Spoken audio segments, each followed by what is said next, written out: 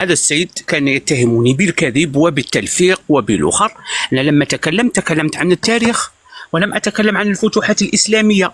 إذا اعتبرنا أن هذا رباط، أنه بالفتوحات الإسلامية نعطي الشرعية للأرض، إذن من حق السعودية اليوم أن تطالب بجميع الأمة العربية، بجميع الأمة الإسلامية، لأن الفتوحات الإسلامية شئنا أم أبينا خرجت من مكة وانتشرت. فمن حق السعودية اليوم أن تطالب بجميع العالم الإسلامي. جميع العالم الإسلامي ملك للسعودية حسب كلام رباط. حاجة واحدة، سنأتي إلى الدولة الموحدية. أتحدى هذا الشخص أن يرينا الدولة الموحدية هل كانت تفرض وتبسط سيادتها على الصحراء. الدولة الموحدية لم تبسط سيادتها على الصحراء. الدولة المرابطية نعم بسطت سيادتها حتى نهر السنغال. اليوم بعدما كنا نسمع أن الإسلام انتشر من الغرب إلى الشرق، اليوم نسمع أن المغاربة هم من أدخلوا الإسلام إلى فرنسا. يا سبحان الله، هاكم الجديد. يعني نحن كل يوم نتعلم من هذا الشعب هذا كل يوم نتعلم. ما يغرقكمش الحال يا جماعة الخير، إخوتنا المغاربة أجداد رباط، لأنه لأنه ينسب نفسه لمن لا نسب له، ينسب نفسه للمرابطين إلى بلاد شنقيط لأنه لا يملك نسب. وهذا ليس من قلته، بل قادتهم ورؤساء أحزابهم ورؤساء وزاراتهم. إذن هذا السيد لما ينسب نفسه إلى الشنقيطيين ويقول أنه أنهم هم من نشروا الإسلام في إفريقيا ووصلوا حتى الجنوب إفريقيا، بلكن يوصلوا حتى المحيط المتجمد الجنوبي، يعني هم من نشروا الإسلام تم. فلا يأتيك استغراب عن أشخاص يصدقون هذا الكلام وهم أجداد هذا رباط، أجداده مش القدامى، أجداده الحاليون يؤمنون أن محمدا الخامس كان في القمر بطربوش أحمر والبريق تاع الشاي، البراد تاع الشاي يشربوا الشاي. إذن إذا صدق هذا رباط أن أجداده هم من نشروا الإسلام في فرنسا وفي البرتغال وحتى في كل إفريقيا، فمن حق أجداده أن يصدقوا أنهم رأوا محمدا الخامس. أين هو القمر؟ اليوم القمر غير موجود، وإلا رأيت أنا أيضا محمدا السادس اليوم يتسكع فوق القمر. إذن أنا يا أبو زيد لما تكلمت عن التاريخ، وبما أن هذا السيد جاهل للتاريخ ورأسه مملوء بخزعبلات المخزن فقط، فهو لا يستطيع أن يناظرني في التاريخ. أنا تكلمت عن التاريخ، هو يريد التكلم عن الفتوحات الإسلامية. أنا إذن أنت كمغربي اليوم لا تملك حق الكلام عن تلك الأراضي وتلك الأخر، لأن من يحكمك اليوم بالأصل شئت أم أبيت من شبه الجزيرة العربية، ليس بمغربي. إذن أنت ولاؤك للمشرق وليس لشمال إفريقيا. أول حاجة، هذا السيد يتكلم أننا دولة تم صناعتها سنة 1962. والله العظيم أتشرف أننا صنعنا أنفسنا وقدمنا الجماجم التي تعايروننا بها من أجل أن نسترجع أرضنا. اسمع مليح أبو زيد، اسمع هذه، اسمعها أبو زيد، اسمعها. نحن قدمنا الجماجم يا أبو زيد من أجل أن نسترجع أرضنا، لكن أنا أعيب حكاما قدموا الأرض يا أبو زيد، قدموا الأرض من أجل أن يحافظوا على جماجمهم فوق كراسيهم. وهذا هو الفرق بين من يقدم النفس من أجل الأرض ومن يقدم النفس يقدم الأرض خوفا على النفس. هذا ثاني حاجة. هذا الشخص قال لك نحن صناعة فرنسا. سنة لم يقل سنة فرنسا، قال أنتم دولة متجهة 62. والله العظيم نحن دولة جينا في 62 ومساحتنا تعادل مساحة دولتك 11 مرة، بينما أنت اللي تدعي أنك وصلت إلى أدغال إفريقيا فدولتك لا تعادل مساحتها 11 مرة مساحة الجزائر. إذن أنا 60 سنة من الوجود على حسب كلامك مساحتي 11 مرة مساحتك، وأنت الضارب في التاريخ واللي وصلت إلى غينيا. اليوم أنت دولة محتلة، أنت دولة تقبع تحت الاحتلال. الدولة التي تقول عنها 60 سنة مستقلة وتبسط سيادتها على جميع مجالاتها الجوية والبحرية والبرية، بينما أنت الذي تدعي الحضارة وتدعي القوة وأنكم حررتم الشعوب والأخر لا تستطيعون حتى تحرير شاطئ يفصلكم بينه وبين الجنود الإسبان حبل أزرق اسمه شاطئ باديس. أنا سأعود للموضوع، لأني إذا دخلت معك في الموضوع لا تعلم أن الدرهم المغربي المتداول اليوم لم يصك إلا سنة 1959. أنك كدولة لم تكن تملك نشيدا وطني كغيرك من الدول إلا إلى سنة 1970، وإلى يومنا هذا ما زلت تحافظ على اللحن تاع مورغان الفرنسي. الدولة التي تتكلم عنها أنت وتقول أنها صنيعة 1962 عملتها الدينار الجزائري منذ 1962 ودستورها سنة 1962، بينما أنت يا صديقي العزيز لم يكن لك الحق أن يكون لك دستور إلا سنة 1963، ولم يكن لك الحق أن يكون لك نشيدا وطني حتى 1970، ولن يكون لك الحق في أن تملك دولة كباقي وسائر دول العالم إلى يوم الدين، لأنك لن تستطيع أن تسترجع أراضيك، لأن ما دام يحكمك أجانب ليسوا بأصحاب الأرض، لأن الأرض من يدافع عليها يجب أن يكون صاحبها. أنا سأرجع للموضوع يا أبو زيد. هذا الناس يقولون أننا كنا نفرض سيادتنا على الصحراء في عهد الموحدين الوطاسيين السعديين في جميع الأخر. هل من حق روما اليوم يا أبو زيد أن تطالب بالعالم كله؟ هل من حق اليونانيين أن يطالبوا بالعالم كله؟ هل من حق الدولة العثمانية أن تطالب بكل الذي كانت تملكه في ذلك الوقت؟ هل من حق فرنسا اليوم أن تطالب بإفريقيا؟ هل من حق إنجلترا أن تدافع أن تطلب يعني جميع الأراضي التي كانت فيها؟ إذن يا أبو زيد هذه ليست تبريرات لكي يفرض هذا السيد أن تلك الأرض لأرضه، وهو لم يقدم أي دليل. كلامه كله فارغ في فارغ، كلامه كله يهاجمني جدك جدك جدك. أنا والله العظيم يا رباط أنا أعرف جدي اللي اسمه محمد، وأعرف أبو جدي اللي اسمه مزيان، وأعرف أبو جدي اللي اسمه الشريف، وتحب نكمل لك حتى ال15 عادي ما عنديش مشكل. بينما أنت ستعجز عن ذكر اب لك، لأن وزير لا عدل قال لا. أبو زيد هو اللي كان يقول لي جدك إن كان لك جد. هو من قال لي لماذا لم توقفه أبو زيد؟ لماذا لم توقفه عندما قال لي جدك إن كنت تملك أجدادا؟ طيب ما غلطتش عليه، ما قلتش. هشام الكلمة عندي. هشام الكلمة أبو زيد هذا الشخص كان يقول إن كنت تملك أجدادا. لا ما قلتهاش. لم يقلها. أعتذر. إذن يا أبو زيد أنا طلبت مناظرة في التاريخ ولم أطلب مناظرة في الفتوحات الإسلامية. بارك الله فيهم وبارك الله في المغاربة. بعدما كنا نسمع أن المغرب نهر السنغال. كوبي المايك. أنا لم أقاطعك حتى كملت.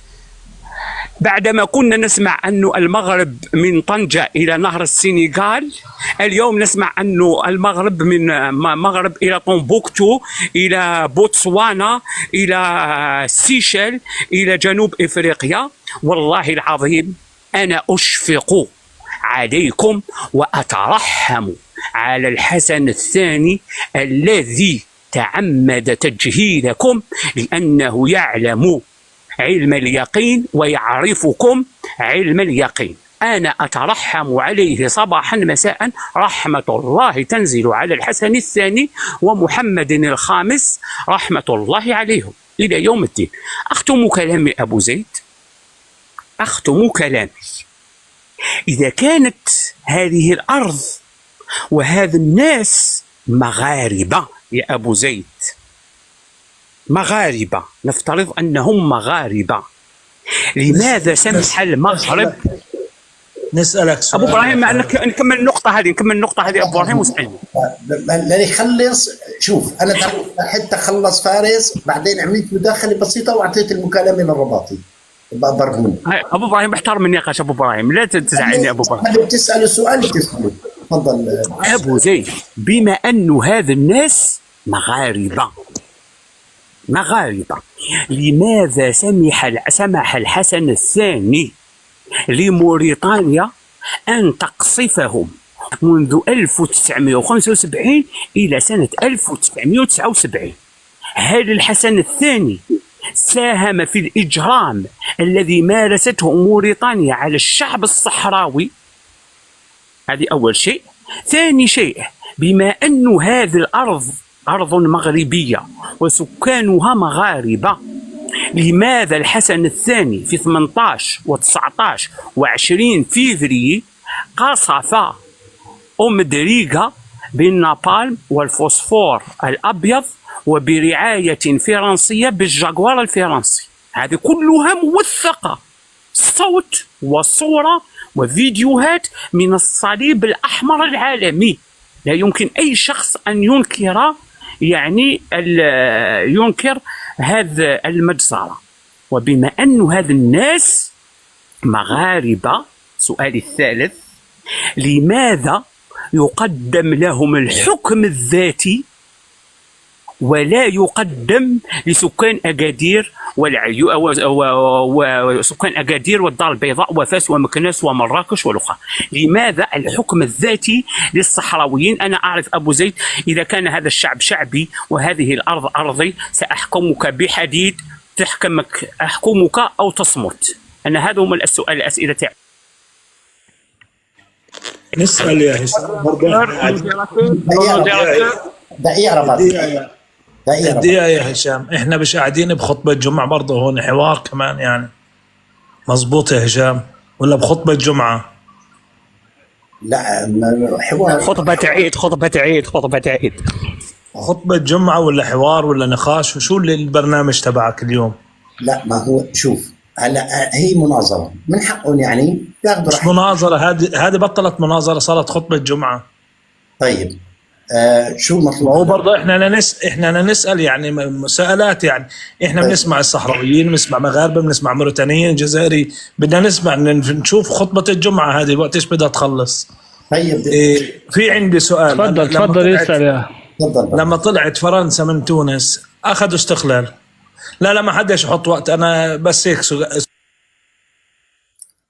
شو هذا؟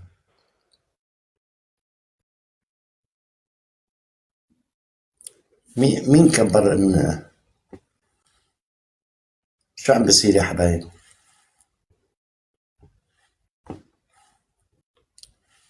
شو عم بصير؟ كبسوا يا حبايب، في سينيال، كبسوا.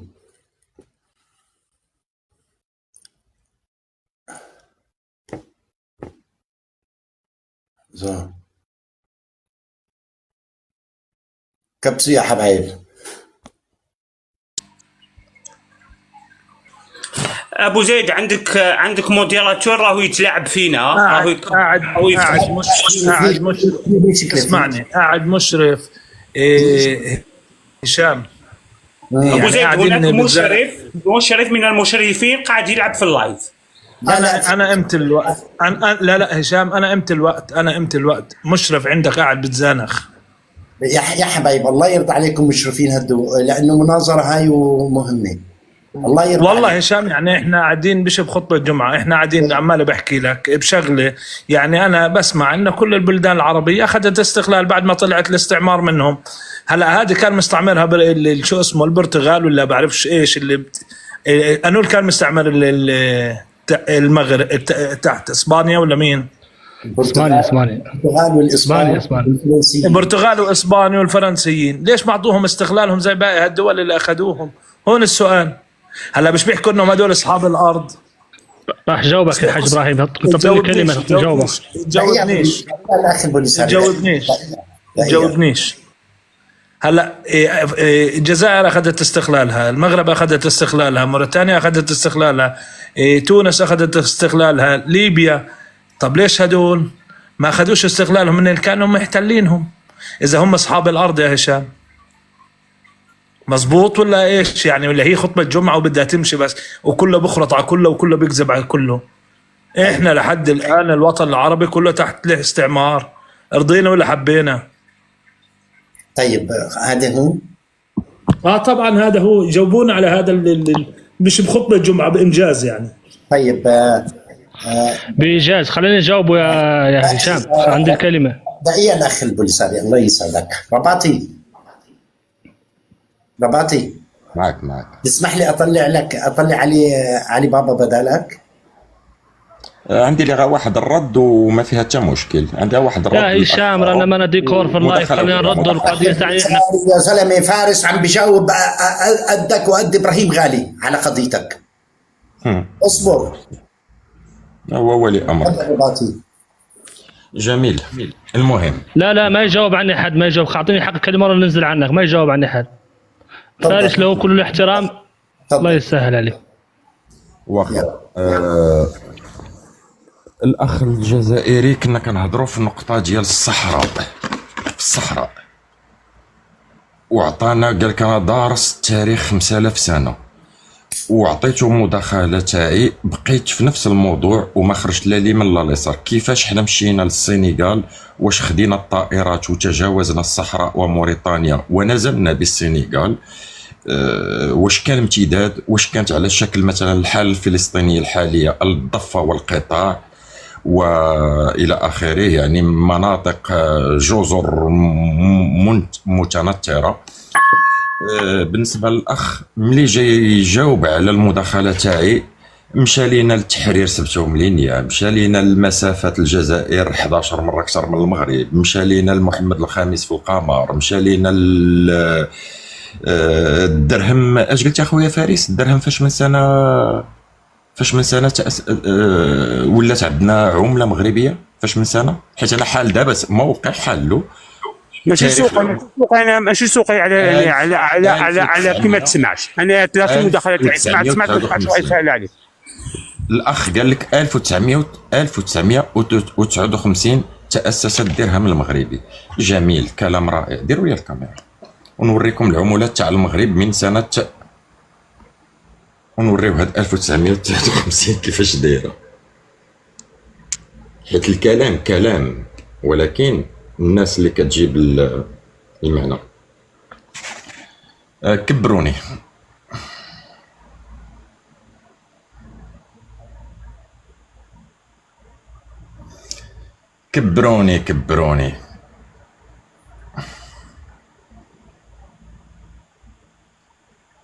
اش من سنه هذيك؟ 1277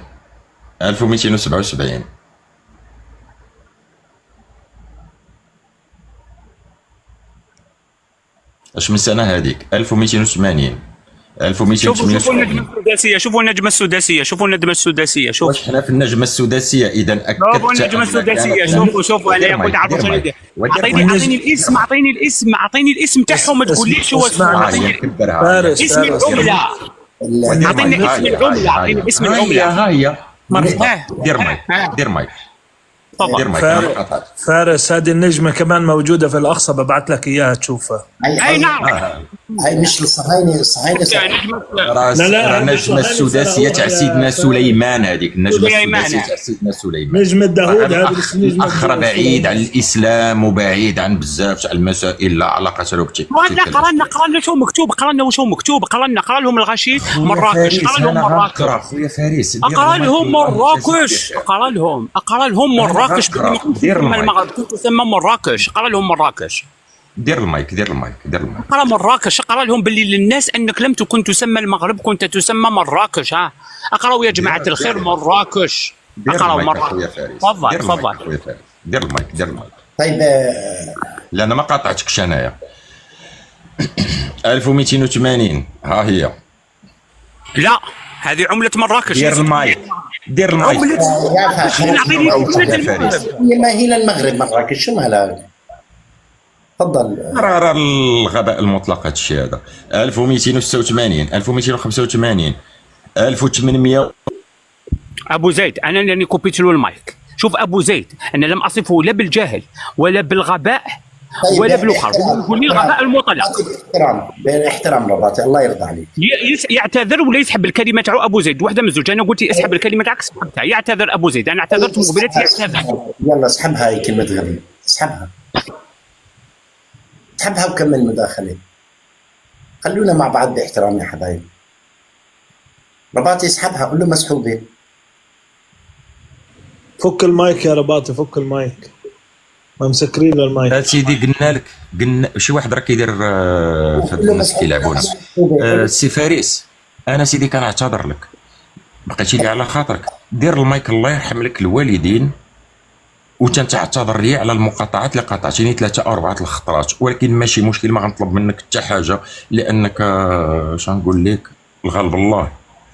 1871 او دا السي 1959 انشئت الدرهم. تفهمنا؟ ما كايناش سنه واحده في تاريخ المغرب كانت عندنا عمله باسم سلطان في مكان اخر، ما عمرها كانت عندنا. شتي في عصر فرنسا، وهنا غنجبدها خويا دابا ياك هذا جوجل غنكتبوا فيه مثلا درهم، هانتي هكا دابا حنا مع ماروك في زمن فرنسا غنقولوا 1920 كنا تحت الاستعمار الفرنسي. غنشوفوا غنديروا موني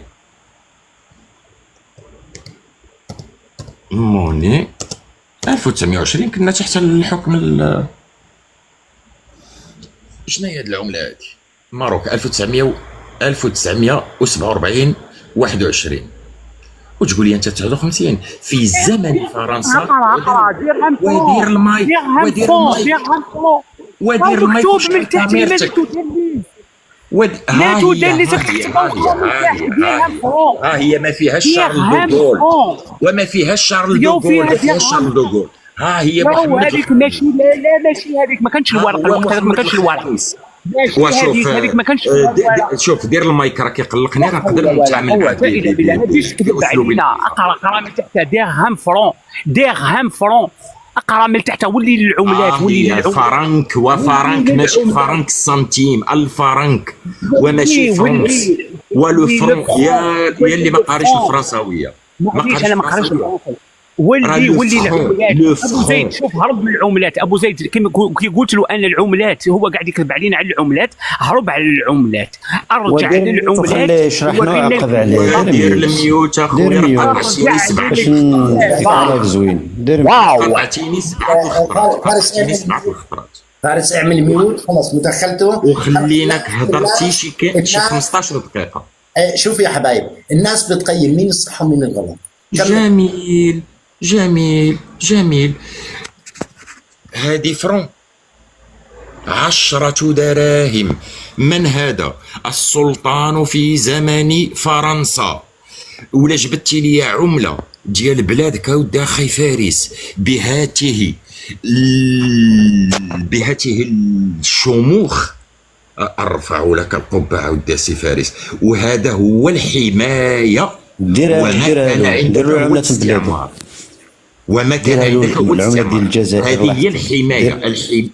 الحماية هي أن لديك عملتك ولديك قرارك الديني وسلطتك الدينية وسلطتك الشعبية. هذه هي الحماية. نصف السلطة للملك والنصف الآخر لفرنسا، أما في بلدك 100% لفرنسا.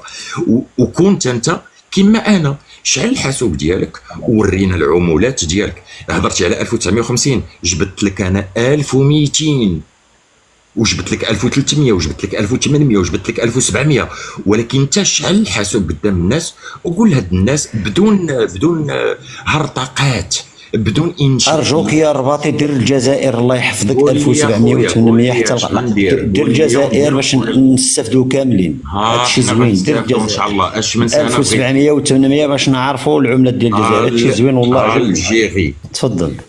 1900 ها هي موني الجيري 1900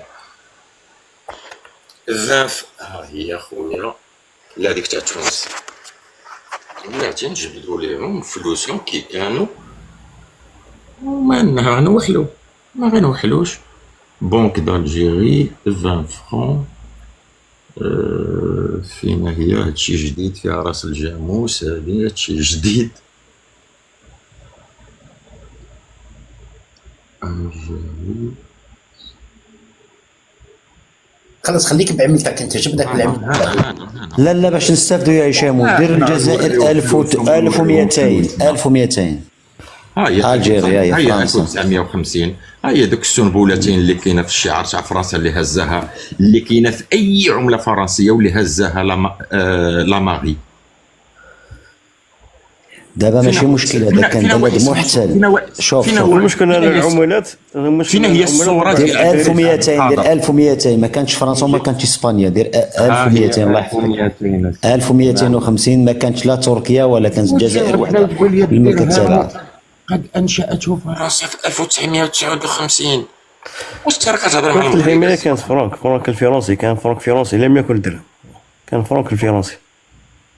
وحنا دابا جبدنا لي صورات محمد الخميس وحدك هذا تهضر علام. ها شوف خويا، شوف انت راك تجيب صفحات. ها هي 1800 اللي كانت عندك في فرنسا. ابالي خليك من المداخله تاعك باش نهضر انايا الاخر. ابو زيد الوقت على ما اظن 10 دقائق، عدت 10 دقائق. لا مازال قاطعتيني فيها 70 مره. قاطعتيني فيها 70 مره. عندك اكثر من 12 دقيقه وانت تتكلم. طيب ما هي الشيء لقيت. شوف لقيت غير كلمه واحده. لقيتها ما كتمشي. سد المايك تاعك.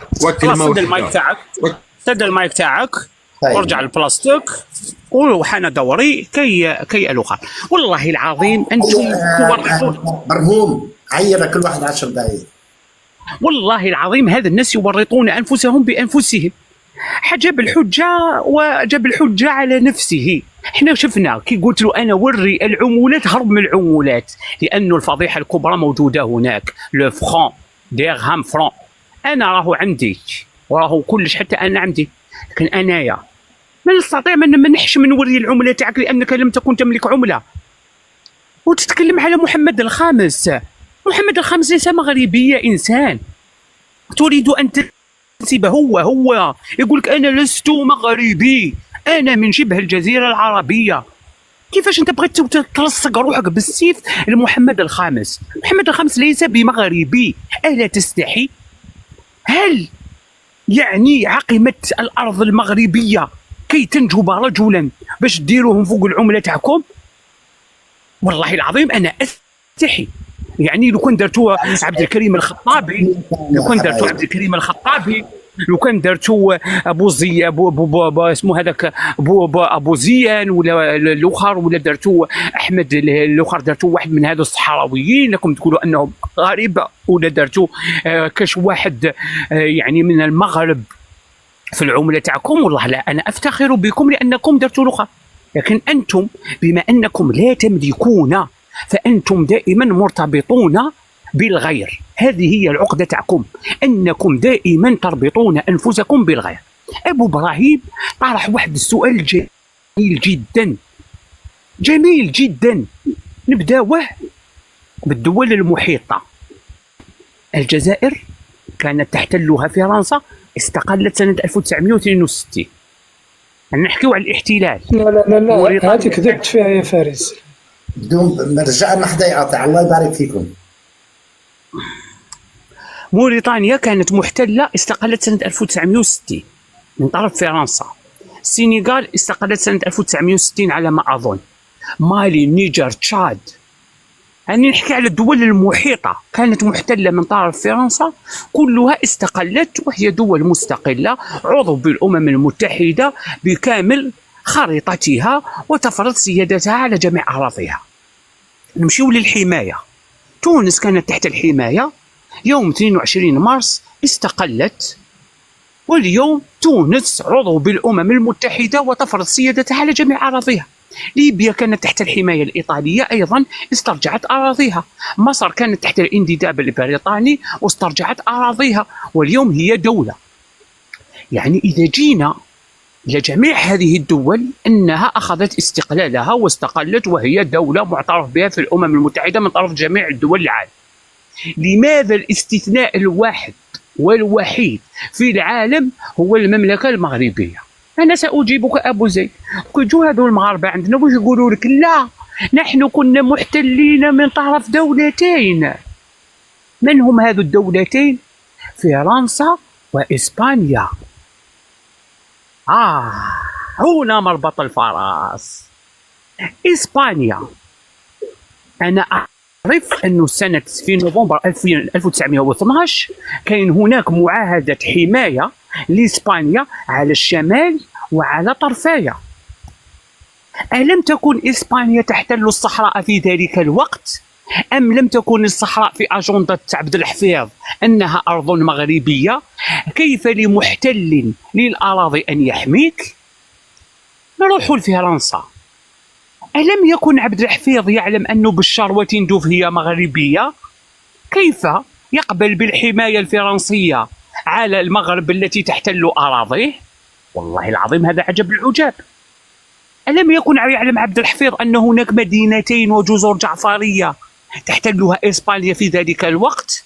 أم كان همه الوحيد هو البقاء على الكرسي بعدما تغلبت عليه أرض الصيبة؟ والله العظيم هذا شيء جميل. رباط جاوب على العملة وورط نفسه في عملة فرنسا، وأنا مستعد أن نجبد لك عمولات موجودة في الجزائر وفي المتاحف الجزائرية وليست في ويكيبيديا، تعود إلى مملكة نوميديا، وعمولات تعود إلى ما قبل التاريخ. عادي أنها عمولات. اليوم الفلسطيني يتعامل بالشيكل. هل الفلسطيني لا يملك عملة؟ ألا يوجد عملة في فلسطين قبل 1948؟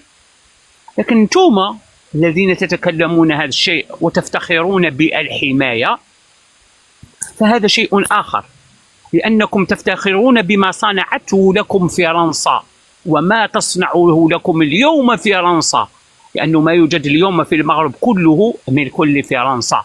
مستعد نعطيك لخا، لكن أنا يتمنيت الرباط يحكي لنا على رموز الدولة تاعو اللي هي العلم ومن صنع علمه، لأنه استبعد كلامي فيما يخص العلم وفيما يخص النشيد. أنا أعلم أن رموز الدولة ورموز السيادة هي الأرض، وهناك العلم والعملة والنشيد. لماذا تكلم رباط على العملة ونسي أنه لا يملك الجرأة أن يتكلم عن مورغان وأن يتكلم عن يوبرليوتي؟ لأنه يعلم هذا التاريخ ولا يستطيع أن ينكر هذا التاريخ. لا يستطيع أن ينكر أن من أسس الدولة المغربية الحديثة المسماة بالمغرب هو اليوطي، ومن أسس له علمه الأحمر بالأخضر هو اليوطي. إذن لما تتكلم عن الدول وعن معنى الدول أنا تمنيت أنك لخال. فيما يخص أبو زيد هذا السيد قلت كانوا يورطون أنفسهم بأنفسهم. السيد هذا قال لك لإفريقيا وصلوا إلى غينيا. لماذا اليوم المغاربة يعتبرون فقط الصحراء هي اللي مغربية؟ لماذا لا يطالبون بموريتانيا وبغينيا وبغينيا الاستوائية وبالموزمبيق وبماليزيا وأندونيسيا وفرنسا والبرتغال وإسبانيا؟ لماذا؟ يا أخي أبو زيد هو المبدأ نفسه، هو اعتمد على الفتوحات التي قام بها جده في الأدغال. إذا بما أنه يعتمد على هذه الفتوحات فوجب عليه أن يطالب بفرنسا وأن يخرج في مسيرة غد في المدينة التي يسكنها، لأنه قال لك من فتحهم المغاربة.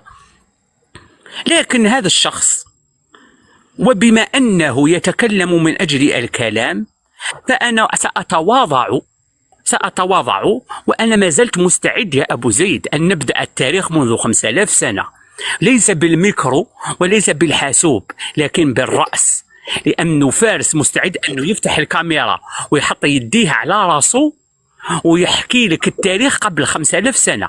هل أنت مستعد يا رباط؟ أبو زيد سأرفع تحدي ثاني، هل هذا المغاربة مستعدين أنهم يفتحوا الكاميرا ويوضعوا يدهم فوق راسهم كي لا يستعملوا أي حاسوب ونتكلم عن التاريخ منذ 5000 سنة قبل الميلاد؟ أتحداهم، لأن فارس خريج المدرسة الجزائرية وليس خريج التسرب المدرسي. فارس يعلم ما يقول ويحفظ ما يقول عن قلب ظاهر، ولا مش كيفاش يقولوا. المهم انا حمار في اللغه العربيه، لا اجيد اللغه العربيه، ورغم ذلك فقد تحصلت على 17.5 على 20 في اللغه العربيه. شكرا يا فارس. خلص الوقت.